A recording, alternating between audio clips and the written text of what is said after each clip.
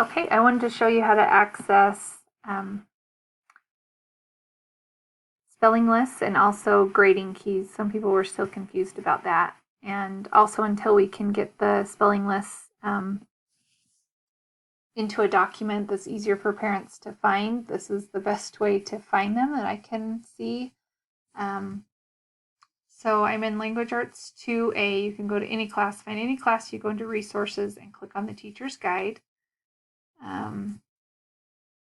And you just have to go through these slides until you get syllabus. Can help you find some answers sometimes for spelling lists. Some of the classes have the words written there, some don't. The second one, grade 1, did not, so I had to go somewhere else. So I'm just going through all of these until you can also go to table of contents and go down, but what we're looking for is assessment answers, so you don't have to flip through all of them.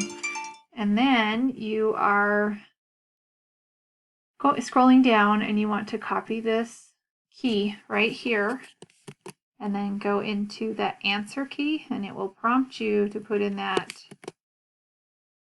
password. So once you do that, it will bring up the workbook or the math, whatever it is, assignments that you're looking at, and it will give you the answers to what they are. And we scroll down, the second grade, here's the spelling test and the lessons. So we were supposed to give these in the synchronous sessions. That's why the parents don't have them. So we are making do with giving them to them, and then they'll submit them to us. This works well for upper grades with your other assignments that you might need answers for. So the answer key, make sure you get this code and put it in, and you'll be able to find them.